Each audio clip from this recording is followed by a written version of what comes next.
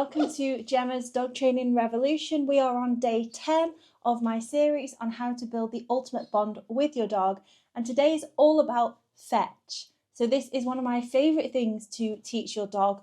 Surprisingly, this was one of the hardest things that I have had to work on with Chase. He just didn't seem to pick up retrieving the object and dropping it straight into my hand. That was something we had to work and build up with value over time. He always had the drive to go and get the object, but he found a lot of value for holding onto it himself or chewing it if it was something that he could kind of chew on, like a soft ball. And because there was so much value in holding that object for him, that he didn't always bring it back to me and certainly didn't drop it straight into my hand. So that is something that I've worked really hard to build with Chase over time. And I want to share with you how we can get started with that process. So it doesn't matter whether your dog is a pro fetcher or has never played fetch before. Today's Ditch the Ball is all about building value into the game of fetch. So if your dog already loves to play fetch, then just reward them for doing so and have fun while you give them their breakfast or dinner today. Okay, so to get started, I have a few of Chase's toys here with me. And I think it's really important whenever you're starting to train fetch, have a variety of different toys available so we can see what the dog kind of works best with firstly. So I have some smaller toys, some larger toys, some harder plastic toys there, and obviously some soft toys. So it's good to always use a variety of those and see what really draws your dog's engagement, because we're going to use that engagement and the thing that interests them the most to help build value for retrieving the object and bringing it to you to earn the reward, which is why we are ditching the bowl today. Okay, oh, and the last toy I have here is a tug toy, which surprisingly worked really well in the game of fetch, even though this is main purpose is for tug. And this was really great because if Chase does retrieve it and bring it back to me, I could instantly grab and reward with a game of tug rather than going straight for the food there as well. So to get started, make sure you have a selection of toys that you can play fetch with. Okay, so if you would like me to do a tutorial on how to teach your dog fetch, please comment that in the comments below. But what I would like you to, if you already have a good fetch with your dog, use all of their food in building value for that game of fetch and having fun and trying it with some different toys that maybe you haven't, or different objects. They don't even have to be dog toys, so that you can build up the value of fetch for. And if your dog can't play fetch, then either start using the food for today to get them started and start the process with that. If you completely have no idea how to do that, then comment and I will do a video and use today's food on redoing going over the tug games with your dog from one of the earlier days, because that is a super important starter game for how to build value for fetch by getting them to tug on a toy. Okay, so what I'm going to do for today's session is just have Chase go fetch some of his toys. So I'm going to have him break.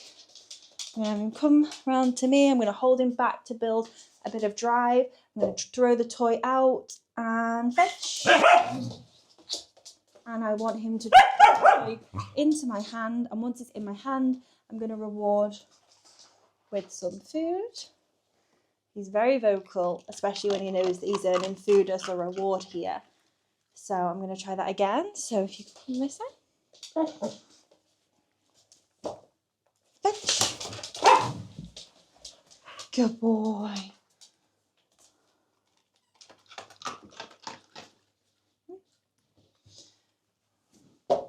Ready, fetch. Good job.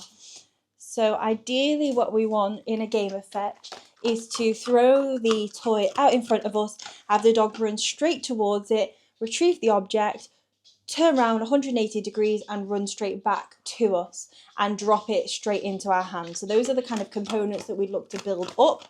And like I say, if you're not quite there yet, then I would suggest working on building value for the toy through a game of tug to begin with. And then I will do a video on how to teach fetch from scratch, because it's quite a complicated skill. Like I say, it took us a while to find out what worked with Chase, and I think the process that we got to in the end that worked would be useful for a lot of dogs to try also. Here. So I'm going to try a different toy now. We're going to go fetch. Good boy. Okay. Come on. Wait. Fetch. Good boy. Okay.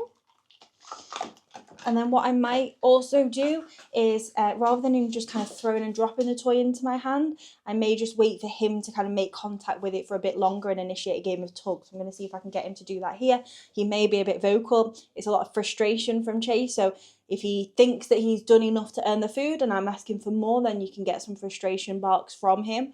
But as soon as he's understood that actually the criteria is increased, it's got harder. Once he understands what he needs to do, then you'll see some of the vocalization goes away. So let's give this a try. So this way. Ready. Ready. Get it. Get it.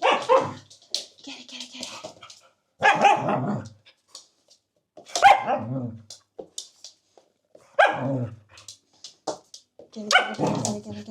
Get it. Yes. Get it. Drop. Good. So see how I was just waiting? What I wanted was for Chase to wait long enough to tug with me with the toy in my hand before I rewarded with the food, and he just wanted to drop it in my hand and get his reward straight away. So like I said, I've increased the criteria. Let's see that now he knows what I'm expecting if it takes him a bit less time to get there this time. So come here. Get it. Good boy. Get it. Drop.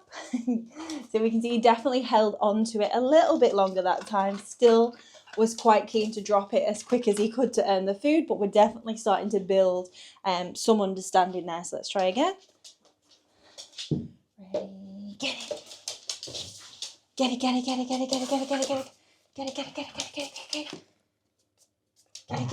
it. Drop. Good. So like I say, just make your criteria really clear for them. And my criteria there was, do not drop the toy unless I give you the word drop. And then the reward will come. If you drop early on your own accord, then the reward doesn't come. As soon as they start to build that understanding, it should be a lot more smooth for you. Okay, and we're going to try with a slightly harder toy this time. Okay. Fetch. Get it. Drop. Good.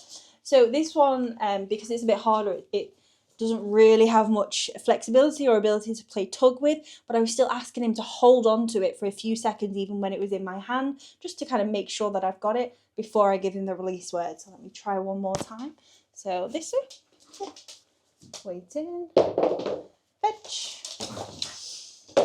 Get it, drop. Good. So we definitely held on to it that time and waited for my drop command.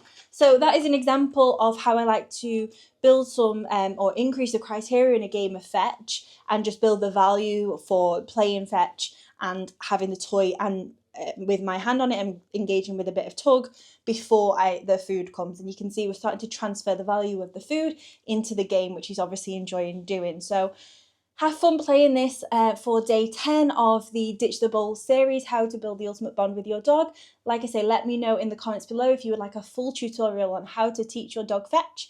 And thanks for watching.